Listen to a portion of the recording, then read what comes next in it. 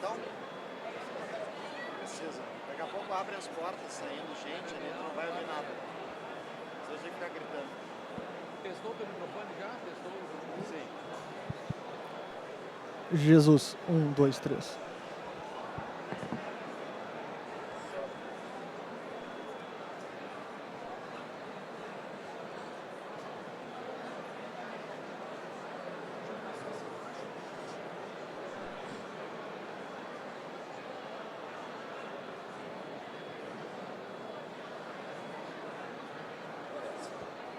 Muito bem, pessoal.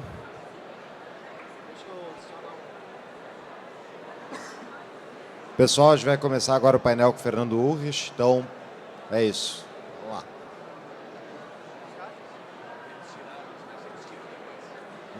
Não. Muito bem, pessoal. Estamos aqui com o Fernando, então, para mais um painel do Espaço Talks. Para quem não conhece o Fernando, que eu acho muito improvável, eu vou ler aqui o mini CV.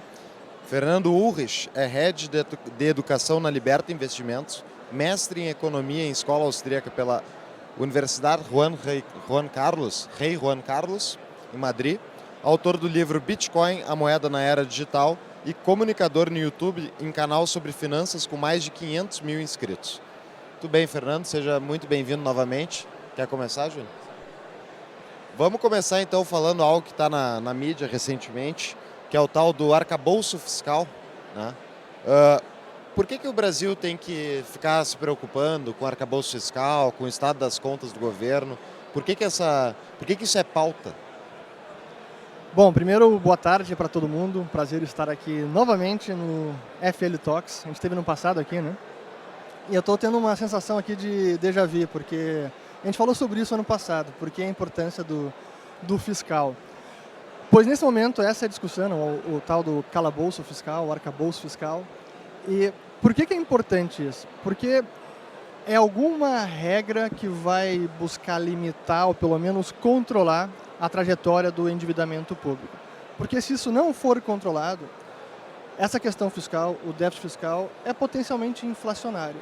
E no limite nos leva num caminho do tipo argentino, sem nenhum controle das contas públicas, sem nenhum controle sobre o orçamento, é cada vez mais endividamento, e no extremo chega ao ponto de emissão monetária direta, que é imprimir dinheiro para pagar as contas, que é exatamente o momento que está a Argentina hoje em dia, que é uma situação que o Brasil já viveu no passado também, década de 80, 90, a gente literalmente imprimia moeda para pagar conta, seja na forma eletrônica, seja na forma física.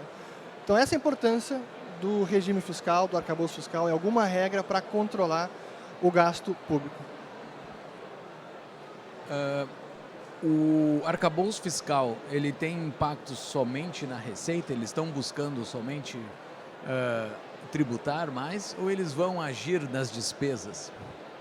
A gente acabou de ter uma amostra nessa semana aqui. Tenho certeza que alguém já comprou alguma coisa na Shein ou na Shopee, né? Pois então, infelizmente, esse é o lado ruim desse arcabouço. Eu digo que ele é um regime fiscal ruim, essa regra que eles criaram, mas poderia ser bem pior. O que é de bom nele é que é alguma regra, é algum controle, dá alguma previsibilidade no endividamento nos próximos anos, mas ainda assim é uma regra ruim porque permite o crescimento da despesa, e crescimento real, acima da inflação, e com um piso, 0,6%, e um teto de 2,5%. Então vai seguir crescendo a despesa. Junto com o arcabouço, com essa regra da limitação do crescimento de despesa, a gente tem também um resultado primário como objetivo. Não está bem claro ainda, eu não tive acesso ainda aos detalhes, acho que vai sair hoje talvez, mas quais serão esses objetivos? É um superávit primário? Não será? E o pior é, qual é a punição se o resultado não for atingido? Para mim esse é o grande problema até agora que eu vi no que foi divulgado, é que não tem uma grande penalidade.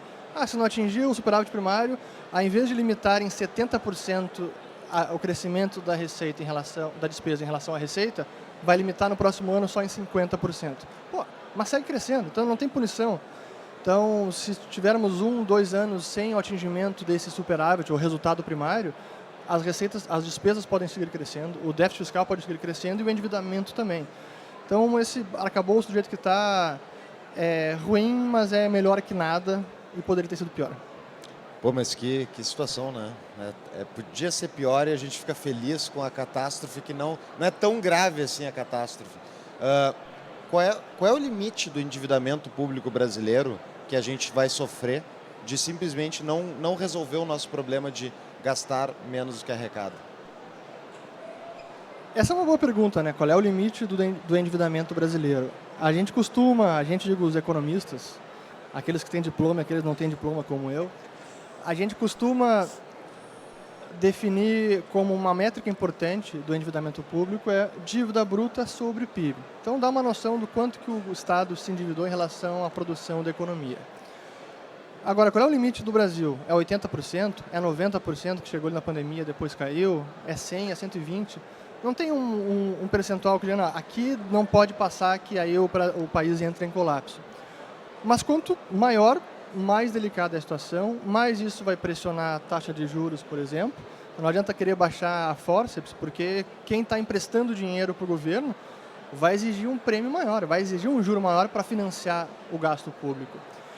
E é importante não olhar apenas a dívida sobre o PIB, porque essa é uma métrica do todo. Ela não diz nada sobre o prazo de vencimento dessa dívida e nem o juro dessa dívida, então, que é o famoso serviço da dívida, o quanto que ela custa para o governo repagá-la. E quando a gente analisa a situação brasileira, que é uma das mais frágeis do planeta, porque a nossa dívida ela é muito curta. O prazo médio da nossa dívida pública é menos de 4 anos. Então, imagina, a cada 4 anos a gente está amortizando 6, 7 trilhões de reais e com custo muito elevado. Então é preciso olhar não apenas dívida PIB, mas também o prazo médio de vencimento, que no Brasil é muito curto. E quando a gente não tem uma regra fiscal crível ou que busca uma queda de despesa, é difícil reduzir a dívida, é difícil aumentar o prazo de financiamento da dívida, porque todo mundo fica receoso. Ninguém quer emprestar por... Alguém empresta para o Brasil por 20 anos em pré-fixado? Quase não existe isso. Só em dólar. Em real, não. Mas se eles buscarem o superávit primário, o problema da dívida deixa de existir, de aumento de dívida, se eles tiverem superávit. Tu acha que eles conseguem superávit nesse arcabouço? Se tributar mais, sim. Tem margem para isso? Eu acho que a margem é muito pequena, porque nossa carga tributária já é muito elevada. Então, acho que essa é outra fragilidade desse arcabouço, porque não é tão simples, precisamos elevar o resultado primário, aumenta tributos e os cofres se encherão de dinheiro. Não é assim, se aumentar demais pode até ter o efeito oposto, diminui a atividade econômica e pode arrecadar menos com uma alíquota maior. Então, tem que ter cuidado. Mas a tributação hoje, quanto tu classificaria que está a tributação real brasileira, considerando não só tributos diretos, mas indiretos como a inflação? Com inflação junto? Isso. Tu tem esse número na cabeça, né? Não, estou te perguntando. É que perguntou com uma convicção, assim, né? Só a pergunta. Não, o número exato não tenho aqui, não vou chutar, mas... Passa de 40? Sem considerar o efeito inflacionário, que é difícil calcular isso, quanto que a gente poderia somar os tributos para saber quanto que é a carga tributária com inflação, mas possivelmente passa de 40. Se considerarmos tudo, estadual, municipal, federal, tudo, sim. Que máquina, hein, pessoal? Todos têm que voltar a trabalhar para a gente pagar 40% do nosso ano, pagar essa conta. Lagosta do STF não se paga sozinha. Agora a questão é, tem uma representatividade, esses 40%, sobre a economia real. No sentido de, algum impacto tem da gente estar pagando, além de gastar a nossa vida pagando tributos, qual é o impacto na prática? O que o Brasil deixa de realizar ou deixa de ter por ter uma tributação tão elevada? Deixa de criar mais empresas, de produzir mais, de empregar mais gente, de criar mais renda na iniciativa privada e, portanto, aumentar a riqueza do país e o padrão de vida das pessoas. Em síntese, é isso. Qualquer um que já se aventurou a empreender no Brasil, começa a fazer o cálculo de viabilidade e coloca ali os impostos. Cara, tem que vender pra caramba, tem que controlar custos demais para conseguir sobrar alguma coisa. Porque o governo, a empresa tendo lucro ou não, ele vai receber. Então é difícil para muitos negócios sequer saírem do papel com uma carga tributária tão elevada. A barra que você já inicia uma empresa, ela é muito elevada. Então, ultrapassar essa barreira dos impostos para conseguir ter uma empresa e gerar emprego e renda é muito mais difícil no Brasil. Mas tem o Simples Nacional. O Simples Nacional começa com uma faixa ali de 4% se tu é escritório de advocacia, 6% se tu é uma empresa, né? Então, é barato, 6%. Aí a gente entra nessas... É o ciclo do intervencionismo. Para tentar resolver o problema da alta carga tributária que inibe o investimento e criação de novos negócios, então a gente cria o Simples, aí cria o presumido, aí cria o presumido com alguma isenção para algum setor e vai criando assim, uma coxa de retalhos para tentar acomodar esse problema que, no final das contas, a carga tributária é muito elevada. E por que é muito elevada? Porque a gente gasta demais. Então, o Estado brasileiro é muito inchado. Indo para a parte prática de quem está nos assistindo aqui, como é que eu me defendo disso? Tem a parte política, que eu posso votar para pessoas que não são tão intervencionistas, mas agora que a coisa aconteceu, estamos aqui em abril de 2023, como é que eu me defendo dessa situação toda? É deixar de comprar na Shein? O que eu faço? Bom, nesse tipo de caso específico de compras importadas, não tem muito o que fazer. Realmente se vier a tributação do jeito que eles estão planejando, não tem como fugir dela, a não ser quem quiser praticar a desobediência civil. Mas você, como pessoa física na sua empresa, você pode buscar alguma forma de proteção por investimentos. Tesouro direto, não é uma delas, é uma parte pequena. Infelizmente, esse é o problema da dívida pública, que ela acaba sendo considerada o investimento mais seguro, o ativo livre de risco de uma economia, de uma jurisdição. Então é difícil a gente não ter alguma coisa no Tesouro, infelizmente financiando o Estado, mas pelo menos seja alguma coisa atrelada à inflação ou uma taxa pós-fixada e buscar outros investimentos que dão algum rendimento acima da inflação. Não há nenhuma certeza que os investimentos vão render acima da inflação, mas tem algumas possibilidades, algumas alternativas com um bom potencial de alta, um bom upside, como a gente diz no mercado financeiro. O Bitcoin, que a gente já vai entrar, é um deles. Então, o Bitcoin, para mim, é uma alternativa, mas não é garantia. Então, até recentemente entrei em várias tretas aí com os mais maximalistas do Bitcoin, porque eu costumo ser mais rigoroso nas análises, porque eu vejo assim, muita pessoal talvez precipitado, dizendo, não, o Bitcoin defende a inflação e pronto, só colocar e vai defender. Sempre, a qualquer momento, em qualquer janela de tempo, não é bem assim. Eu entendo que no longo prazo, se a gente olhar uma janela de mais 2, 3, 5 anos, para mim sim é uma forma de defesa e deve sim superar a inflação em praticamente todos os locais. Mas numa janela de 1 ano, vai bater a inflação? Não sei. 2 anos? Não sei. E, então, simplesmente dizer, como alguns bitcoinheiros dizem, não, coloca tudo em Bitcoin e pronto, que vai proteger da inflação. Se você precisar do dinheiro daqui a 3 meses, talvez você vai ter que realizar um prejuízo. Então, é um ótimo ativo, mas entenda as suas particularidades. Mas eu queria voltar para o título da dívida, Tesouro Direto, essas coisas. Como é que pode fazer sentido o governo ser deficitário e ele pagar um prêmio acima do resto do mercado, as pessoas comprarem isso para ter um rendimento maior do que outros ativos financeiros, outros investimentos, e isso ainda, e a conta já não está fechando? Como é que funciona que o governo consegue pagar um prêmio sobre a dívida que ainda ele já está deficitário? É assim que funcionam os governos há algumas décadas, né? Eles vão gastando, a tributação não é suficiente para bancar esse gasto, se endivida, e vai se endividando tanto que no futuro ele tem que se endividar mais para pagar a dívida passada, é a famosa rolagem da dívida. Uma boa parte da dívida atual é para repagar a dívida passada. Parece uma insanidade, mas é isso. No passado a gente consumiu demais, como nação, Estado, gastando muito, nos endividamos e agora a gente precisa repagar essa dívida. Só que é uma montanha enorme, mas alguma hora esse cinto tem que ser apertado. Então, esse para mim é a grande crítica que eu faço desse arcabouço fiscal e da maior parte dos economistas e ministros de Fazenda, é que já começa o debate do controle fiscal derrotado do lado da despesa. Não tem como fazer nada da despesa, é engessado, está no orçamento, é obrigatória, tem que passar a lei, então esquece, despesa é imexível. Então vamos resolver pelo lado da receita. Sim, tem que passar pelo Congresso, mas então vamos angariar esforços para que isso seja feito, porque senão não tem saída. Mas esse lado da despesa, ele simplesmente não só não mexe, mas, primeiro, tem uma parte enorme da população que não quer que a despesa caia. Inclusive, tem muitos economistas do outro lado, né, que dizem que, na verdade, gasto público é vida, é investimento. Sem o governo, por exemplo, agora, a gente está, não sei qual é a taxa de crescimento que está o Brasil agora, mas, se o governo não gastar, a economia não vai se mexer. Qual é o erro dessa análise?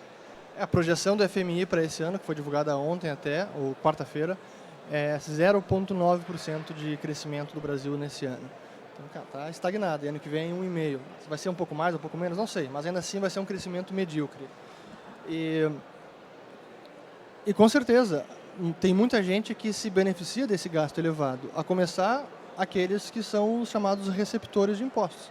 Você tem pagadores de impostos, você tem receptores de impostos, aqueles que vivem da receita de impostos.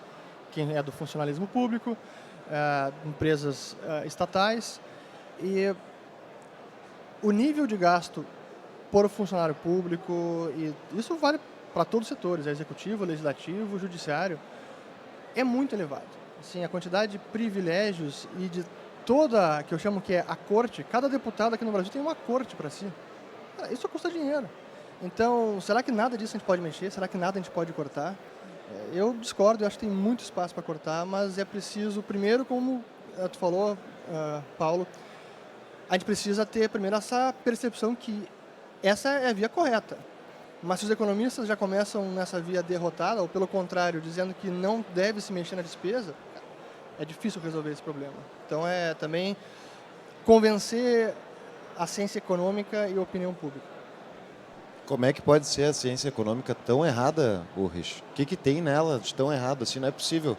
A gente precisa voltar algumas décadas aqui de explicar as linhas de pensamento econômico das mais variadas que existem. A gente pode colocar a culpa em algumas pessoas, tipo Keynes, Marx, Unicamp, não sei se tem alguém da Unicamp aqui. Mas, enfim, é uma visão econômica que coloca o Estado como o grande protagonista, que é o Estado que vai resolver os problemas da sociedade, que vai inovar, que vai criar as soluções para que a gente possa crescer, levar o padrão de vida, resolver saúde, educação, estrada, infraestrutura. E não é por aí. Mas, infelizmente, essa visão é difícil de combater. É uma batalha diária. Assim. Nós temos, dentro dessa equação, a gente falou de dívida, de receita e de despesa, mas nós temos a própria moeda, né? Que atualmente, pela primeira vez, não está na mão do governo federal diretamente, pela independência do Banco Central. Então, ele não está subordinado ao governo federal, vivendo esse primeiro momento da história do Brasil que as duas administrações são contrárias pela sua estratégia. Qual vai ser a tomada de decisão? Não, qual vai ser? Não, porque é o futurismo. Mas qual é a possibilidade da gente ter alguma ruptura grande? Assim, falam sobre a queda da independência do Banco Central, falam sobre alguma intervenção mais direta, alguma outra coisa que poderia ocorrer. Quais são as formas que eles poderiam agir nisso? Porque hoje, na mídia, eles estão tentando derrubar o máximo possível a credibilidade do Banco Central, que é o grande bode expiatório que eles acharam. Qual a tua perspectiva para isso? Boa. Deixa eu só dar um passo atrás, que é importante quando a gente fala de moeda, é explicar o paradigma que a gente está vivendo. Porque a dificuldade fiscal, o reconhecimento de que nós vivemos num mundo de escassez e que todos os desejos não podem ser satisfeitos a qualquer momento, exige algum controle, seja de pessoas, famílias, empresas e do governo também. Só que no passado a gente tinha uma moeda privada, ou pelo menos uma moeda que tinha menos controle estatal, como ouro, como prata. Então, quando o governo se endividava muito, ele acabava pagando uma dívida cada vez maior, até chegar um momento que ele não tem como pagar, ou ele decreta um calote, diz, olha, me endividei demais, não tenho como pagar, ou ele realmente vai ter que cortar custo para conseguir repagar aquela dívida. Mas o que aconteceu ao longo dos séculos, especialmente no século passado e ainda neste século, é um controle absoluto quase que da moeda, na mão do Estado. Então ele pode imprimir moeda para bancar seus gastos. O que os países mais desenvolvidos conseguiram disciplinar no último século foi como essa gestão da moeda vai ocorrer, o quanto que o fiscal, que o Tesouro vai conseguir influenciar e desvalorizar a moeda para se financiar. Então há algum arranjo institucional para limitar ou para minimizar os danos que o Banco Central pode fazer na moeda. Mas ainda assim a gente vive no paradigma de moeda inflacionária, inflação é constante sempre, e quando a gente fala a inflação está estabilizada em 2%, 3%, bom, significa que a moeda está perdendo valor a essa taxa todo santo ano. Mas hoje, em países, como eu mencionei, desenvolvidos, e o Brasil, felizmente, a gente tem um arranjo institucional que permite algum controle da emissão monetária. O que eu quero dizer com isso? Que não é uma bagunça completa e o governo imprime dinheiro e paga a conta como já foi no passado. No passado, década de 80 e 90, era uma desordem e era tão insano que o Estado nem sabia como ele estava imprimindo moeda. Essa era uma das dificuldades de debelar o dragão inflacionário, porque não sabia quais eram as torneiras que estavam jorrando dinheiro na economia. E o Plano Real, felizmente, conseguiu debelar esse problema. E cá estamos, diante da Lei de Autonomia do Banco Central, que é uma lei dentro desse arranjo institucional que busca blindar a autoridade monetária da interferência do Tesouro, do Executivo. Que é importante, não é uma panaceia, mas é importante porque, primeiro, no nosso caso, é uma lei que mudou as datas de posse do Executivo e do presidente do Banco Central. Então, entrou Lula, por exemplo, ele só pode indicar um novo presidente em 31 de dezembro do ano que vem. Então, fazer mudar os mandatos, o período dos mandatos do Banco Central com o do Executivo, blinda a interferência, ou melhor, minimiza a interferência política. Não blinda por completo. Tanto é que na próxima indicação vai ser o Lula que vai indicar. Mas é uma batalha que a gente vai seguir ver ela sendo travada. Felizmente, parece haver uma percepção geral, até no Congresso, na mídia, opinião pública, de que é uma lei importante, que é preciso preservar essa autonomia do Banco Central, porque se ela não for preservada, a gente vai nesse caminho cada vez de mais descontrole, até possivelmente aí o destino vai ser Argentina, depois Venezuela. Por isso é importante esse controle. Parece um sistema bem ruim esse, né? Pô, perda constante de poder de compra, né? E tem que implorar tem que fazer uma lei específica para impedir que o presidente esteja no mesmo período de mandato do presidente do Banco Central, só que daí ele troca e tem o risco de vir um cara pior. Assim, não é muito complexo o sistema, ele tem chance de dar certo, Ulrich? O Paulo só faz perguntas capciosas aqui, né? Eu diria que esse sistema monetário sobre o qual nós vivemos, eu vou falar mais sobre isso na palestra depois, ali às 6h30 no painel, eu diria que ele vem dando errado e aos trancos e barrancos a economia vai prosperando apesar desse sistema e não por causa dele.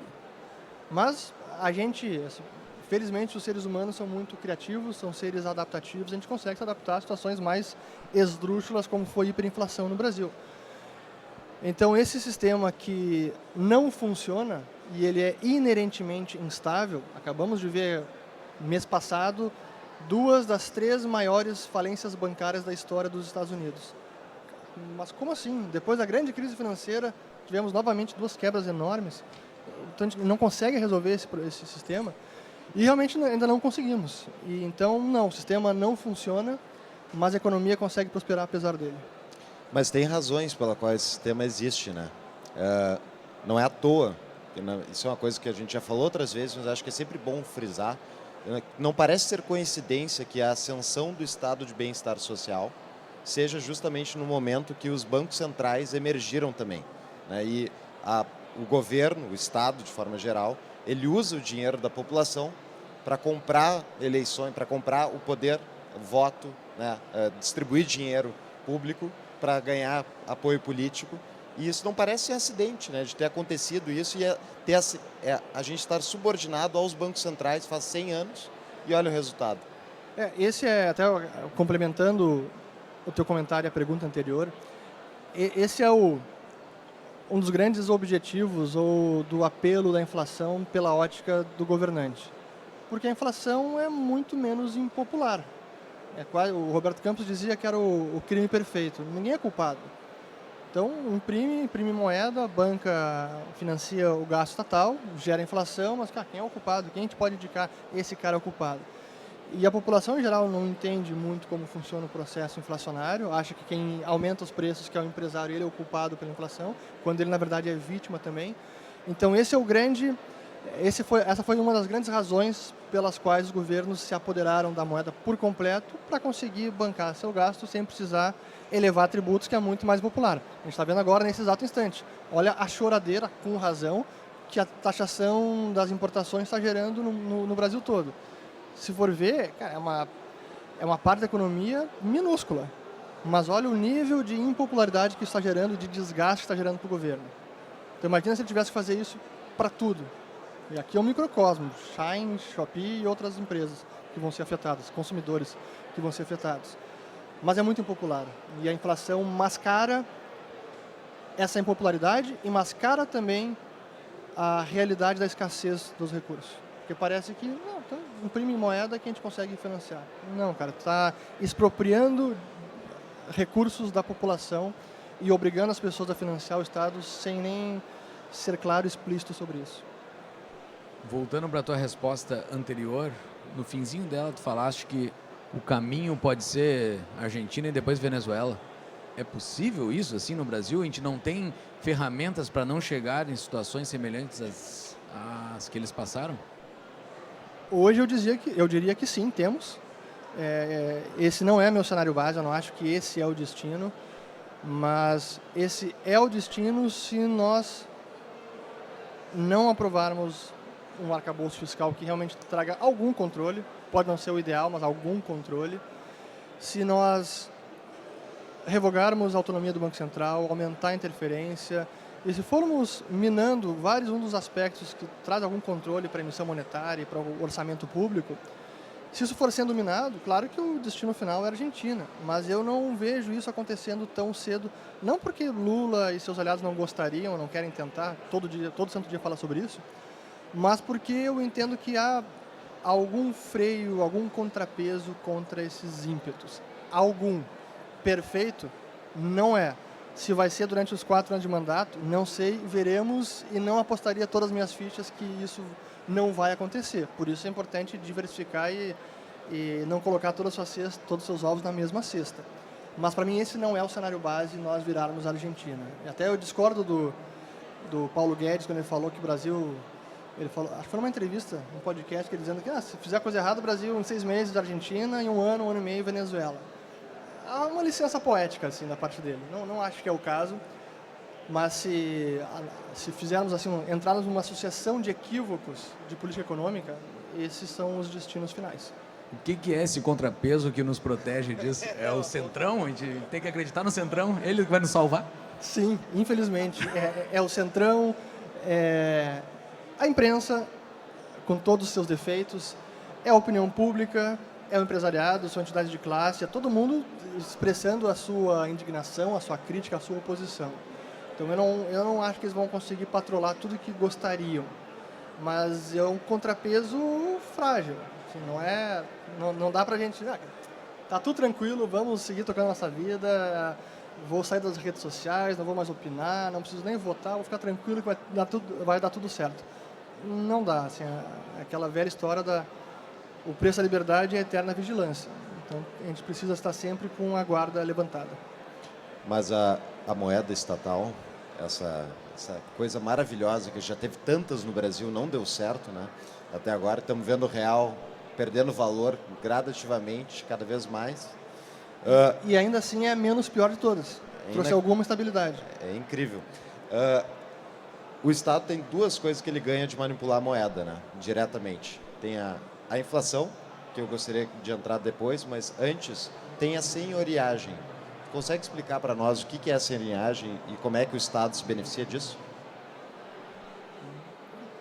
Vou usar uma expressão bem gaúcha para explicar assim. Bah. Vamos lá. Hoje a senhoriagem não é tão fácil de identificar. Senhoriagem, no passado, como o termo nasceu, era aquela receita que o governo conseguia ter ao desvalorizar a moeda metálica quando ele diluía o conteúdo metálico da moeda com um metal menos nobre. Então, a moeda é 30 gramas de ouro, ele tira lá 2 gramas de ouro e coloca estanho, qualquer outra coisa. Tá aqui a moeda, continua sendo 30 gramas, mas é só 28 de ouro. Esses 2 gramas que ele recolheu para si essa é a senhoriagem. Então, é a receita que ele consegue fazer ao gerar inflação, ao desvalorizar a moeda.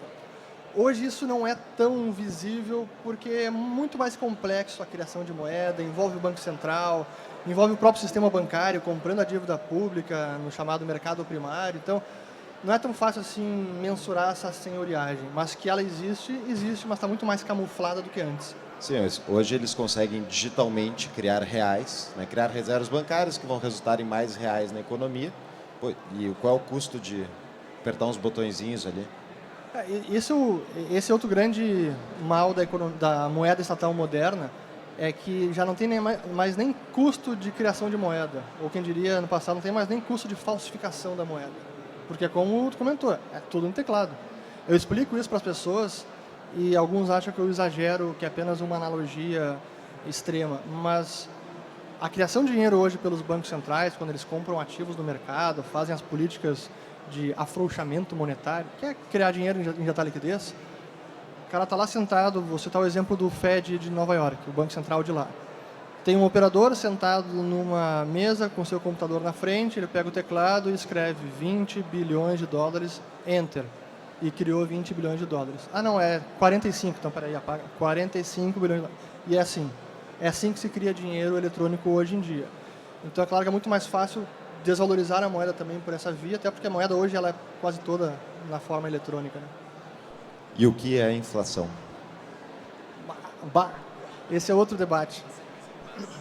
Eu ando... Para quem não é desse mundo aqui, existem os economistas da Escola Austríaca de Economia, que é uma linha de pensamento econômico com a qual eu compartilho muitas ideias, quase todas, mas, como qualquer economista, qualquer linha de pensamento econômico, não está livre de críticas. E a Escola Austríaca de Economia vem definindo inflação como a expansão monetária, que é o aumento da quantidade de moeda em circulação. E eu, durante muito tempo, defendi essa como a melhor definição, e o aumento dos preços é a consequência da inflação. O aumento dos preços não é a inflação em si, é a consequência da inflação, que é a expansão monetária. É isso que os austríacos defendem. E eu, nos últimos anos, eu tenho me distanciado dessa definição, porque eu estou entrando em alguma tecnicalidade econômica aqui, tá? Porque essa definição, cientificamente, não está tão correta. Porque o aumento dos preços, ou a perda de poder de compra da moeda, pode ocorrer não apenas pelo aumento da quantidade de moeda em circulação. Não é só imprimindo moeda. Se cair a demanda por moeda, porque perderam a confiança, por qualquer motivo, isso também pode gerar inflação, mesmo que a quantidade de dinheiro esteja intacta. Então, focar exclusivamente na quantidade de dinheiro e dizer que isso é inflação, o aumento dela é inflação, eu acho que é cientificamente incorreto. Até porque essa é uma complicação no mundo moderno. O que é dinheiro hoje em dia? O que impacta o nível de preços? Ah, é o papel moeda. Sim. Tá, e o depósito bancário? Também. Depósito a prazo? Também. Poupança. E fundos de liquidez. E daqui a pouco outros instrumentos. Então, hoje, tem tantos instrumentos com graus variados de liquidez que funcionam como quase dinheiro que tem impacto no nível de preço. Então, dizer, é aumento de quantidade de dinheiro? Tá, mas qual aumento? Qual o dinheiro? Qual a quantidade? Então, para mim, a definição correta de inflação é que é a perda de poder de compra do dinheiro, que pode ocorrer pela oferta de dinheiro ou pela demanda de dinheiro também. Eu compliquei aqui a resposta, eu sei, mas é importante ser bem preciso na definição. Mas o Mises falava que era perda de poder de compra, né? Ele, no primeiro livro, na grande obra dele, A Teoria do Dinheiro e do Crédito, de 1912, sim, ele esperou 300 páginas para finalmente definir inflação e deflação. Sério, ele deliberadamente fez isso justamente pela confusão que acaba causando no entendimento do fenômeno monetário. Mas ele depois, ao longo da sua vida, ele foi também esquecendo essa definição mais precisa e indo pela via mais fácil de que inflação é aumento da quantidade de dinheiro, impressão de dinheiro, isso é inflação e pronto. Porque é uma explicação mais fácil e porque lá atrás era muito mais claro identificar. Era mais fácil ver os governos imprimindo moeda, suspendendo o padrão ouro, inflacionando a oferta monetária e gerava inflação muito mais rápido. Hoje esses fenômenos não estão tão... a relação de causa e efeito não está tão clara como esteve no passado.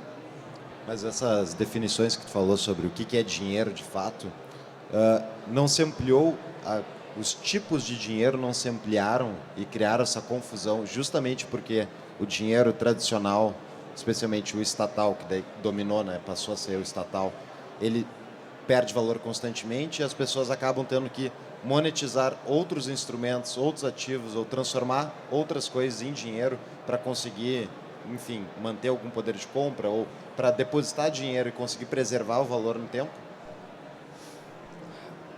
Sem dúvida que esse paradigma monetário gera a financialização da economia, ou financeirização da economia, não sei qual é a tradução em português. Mas eu diria que mesmo num regime monetário, digamos, um padrão ouro da vida, ainda assim a gente teria avanços tecnológicos, novas soluções e também teria uma complexidade de instrumentos financeiros, mesmo com uma moeda puramente privada. Assim. Vamos falar de Bitcoin um pouquinho, então. Dentro das alternativas, né, Fernando, o que a gente tem hoje de alternativas para sobreviver a esse inflacionismo? Quanto foi que a expansão da base monetária desde o Covid aqui do Brasil? Dobrou a base? Eu não lembro se chegou a dobrar a base, mas chegou a crescer em 40% ao ano. Tu classifica isso como inflação? Esse aumento? É. Eu diria que é uma forte expansão monetária. Mas ele gera a inflação que a gente está vivendo? Não necessariamente. Então a inflação de hoje é culpa do quê? É que tu falou base monetária. E base monetária é o dinheiro que o Banco Central cria para os bancos, principalmente. A gente precisa... Por isso que eu vou fazer aquela análise um pouco mais aprofundada do restante do dinheiro em circulação. Se a gente analisa a criação de depósitos, papel moeda, depósitos a prazo, à vista, a gente também viu um grande crescimento nesses agregados, que a gente pode chamar o M2, que considera esses todos, e cresceu no Brasil a taxa de mais de 35% ao ano, quando normalmente cresce a taxa de 8, 10, 12. E Estados Unidos a mesma coisa. 2020 e 2021, o M2 subiu a 27%, que foi a maior taxa de crescimento desde a Segunda Guerra Mundial. Isso era potencialmente inflacionário como foi. Não foi apenas gargalo da economia, guerra da Ucrânia e choque de petróleo. Foi essa impressão monetária e que foi diferente lá de 2009, com aquelas rodadas de compra de ativos pelo Fed e tudo mais, porque dessa vez foi feito junto com o fiscal, junto com o governo americano. O que a gente fez em termos de política econômica na pandemia, assim, foi uma heterodoxia completa, assim, foi quase, tipo, abriram assim, os portões de qualquer loucura, experimento radical, extraordinário, heterodoxo, vamos testar, porque ninguém sabe o que vai acontecer, ninguém sabe onde vai estar vivo semana que vem, então vamos testar tudo possível. E realmente fizeram isso. Nos Estados Unidos, teve dinheiro pelo correio. Literalmente, as pessoas recebendo cheques pelo correio para gastar. E foi numa magnitude que não se via desde lá da Segunda Guerra Mundial, até antes. E isso ajudou a gerar esse aumento da massa monetária do M2 e que ajudou a contribuir para essa inflação. Contribuiu para essa inflação que a gente viu, que ainda está vivendo, né? Não acabou. O processo inflacionário é lento, complexo e lento. A gente ainda está vivendo ele. Pois é, a pergunta é até quando que a gente vai conviver com essa inflação? Porque, na verdade, o Banco Central agora ele fez uma contração da base monetária. O que a gente viu lá em 2021, esses 27,5% de aumento do M2, agora é o contrário. O M2 não contraía, a massa monetária tem dinheiro sendo destruído na economia hoje. Isso não acontecia nessa magnitude desde a Grande Depressão. Então, esse é o nível de aperto monetário que o Fed está praticando. A gente fez aqui também, na Europa em menor medida. Então, para mim, a trajetória da inflação expressa pelo nível de preços, IPCA, CPI americano, etc., é de queda, assim. Então, a margem... Começa a ter margem para a queda da taxa de juros aqui no Brasil? Eu entendo que sim. Eu entendo que tem margem. Já deveria ter caído ou não? Não deveria nem ter chegado nesse patamar. Para mim, esse foi o primeiro erro do Banco Central. Não deveria ter derrubado para 2%. Isso foi uma aventura, uma loucura completa e mantido por 6 meses, inclusive com o Forward Guidance, que é para quem não sabe, isso é uma ferramenta de política monetária que os Estados Unidos usaram muito, chamada de orientação prospectiva, que é sinalizar para o mercado que a taxa de juros está em zero e eu vou deixar em zero por mais 12, 18 meses. O Bacen quis fazer isso aqui, colocou em 2% a Selic e disse, pessoal, a gente vai deixar a Selic em 2% até o final do ano que vem, coisa assim. E óbvio que em 3 meses, 2 meses, eles não esquecem o Forward Guidance, não, eu ia falar um palavrão aqui, não posso falar, mas a gente está lascado, então a gente precisa logo aumentar a taxa de juros para lidar com a inflação. Então eu diria que o erro dos 2% gerou o erro de 13,75%. Então tem espaço para cair? Tem. O problema agora é que a dificuldade do Banco Central foi que começamos 2023 com um novo governo, que a gente acabou de ver com um ímpeto gastador muito maior. Então, o que o Bacen chama de balanço de riscos, o risco fiscal elevou. Agora teve o arcabouço, deu uma distensionada. Até o Roberto Campos Neto já se pronunciou a respeito, dizendo que viu como muito positivo o arcabouço. Então, tanto pela sinalização do fiscal, quanto pelo próprio processo inflacionário, é possível que a gente tenha uma queda de Selic logo. Mas essa inflação pode ressurgir, né? A partir de uma pressão, por exemplo, de aumento do custo da gasolina, da petróleo. Claro. Aí é por isso que a análise da inflação e qualquer projeção de inflação, ela é permanente. Se muda algum fator, digamos, a China invade Taiwan, temos uma guerra mundial deflagrada. Que cenário que eu vou traçar? Para onde é que vai petróleo? Para onde é que vai carvão, gás natural? Assim, prêmio de risco. Então, sim, precisa seguir acompanhando os fatores. Sim, mas eu digo, essa base monetária que foi ampliada e todo esse problema que a gente tem lidado, isso não vai levar mais tempo para ser digerido? Mesmo que eles tenham contraído a base monetária, a gente precisaria ter bastante crescimento econômico para compensar essa expansão, correto? Mas é que a contração também foi muito forte, né?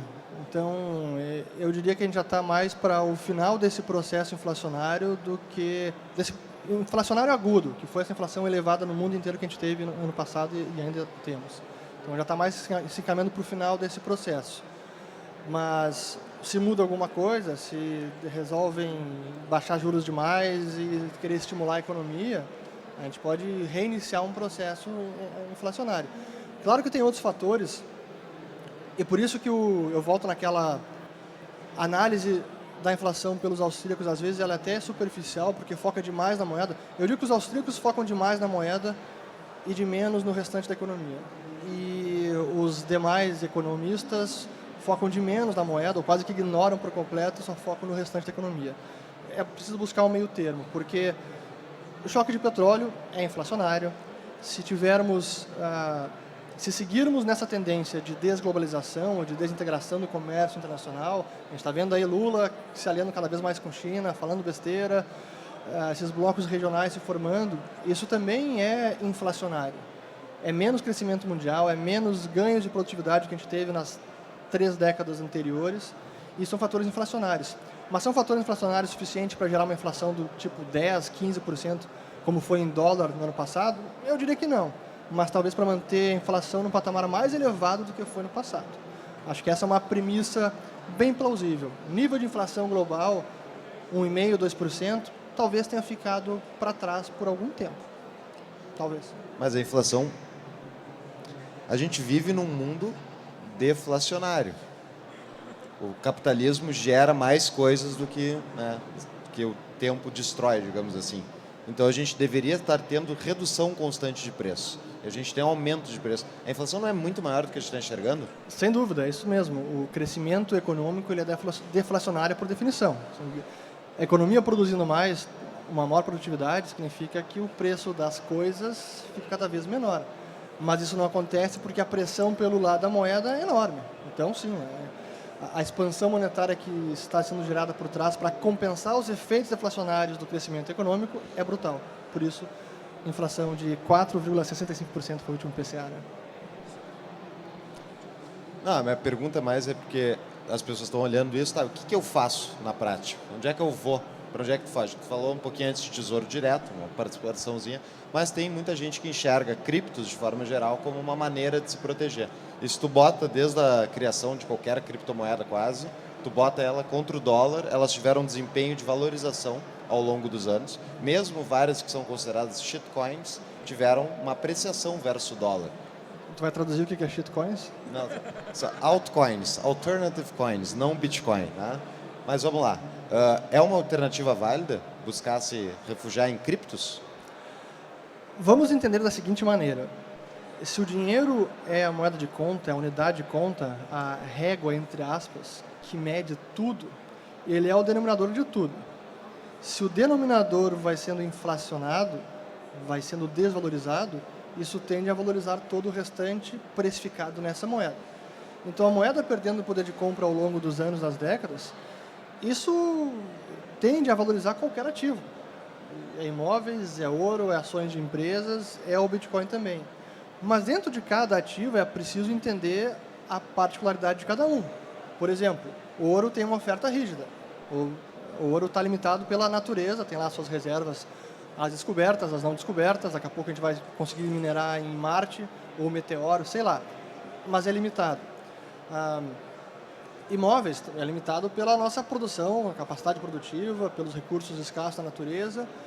Bitcoin é o que tem de mais limitado de todos, porque não importa o quanto cresça a sua demanda, quanto cresça a mineração, investimento na rede, o máximo de bitcoins que poderão existir é sempre os 21 milhões de unidades, sendo que cada unidade é perfeitamente divisível. É nesse sentido que muitos bitcoinheiros, com razão, defendem o Bitcoin como uma forma de proteção, porque se a gente enxerga a moeda está sendo valorizada e aqui eu tenho um ativo rígido, é aquela equação lá do Bitcoin dividido pelo infinito. Vai valer cada vez mais. Porém, não é uma certeza que a demanda por Bitcoin vai seguir crescendo. Por isso eu faço essa ressalva, eu sempre busco ser preciso nessas projeções, porque por trás dessa afirmação, não, o Bitcoin vai seguir se valorizando para sempre, porque ele tem oferta limitada. Ok, pelo lado da oferta limitada, eu te garanto que vai ser limitada sempre. Mas para ele seguir crescendo em preço, ele também precisa ter, no mínimo, uma demanda constante ou uma demanda crescente. Então não basta simplesmente dizer, não, porque a oferta é limitada, o preço vai subir com certeza.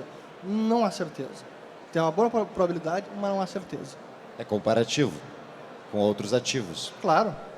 Qual é o melhor ativo depois? Depende para quê. Não, perfeito. Assim, por isso que eu não defendo o Bitcoin ou imóveis.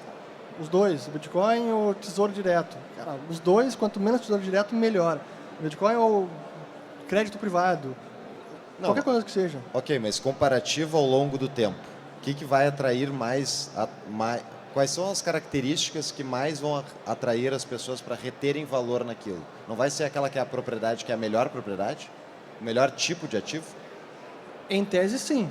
Mas essa percepção precisa ser compartilhada por todas as pessoas. Todas, será? Uma boa parte. Será que não precisa só de um banco central significativo comprando Bitcoin? Eu acho que... não, acho que vai ser mais bottom-up, não top-down. Não vai ser os bancos centrais legitimando, vai ser mais a sociedade mesmo, buscando alternativa. Porque... Como é que a gente está de tempo até aqui? Não sei se a gente já passou do tempo. Mas, então tá.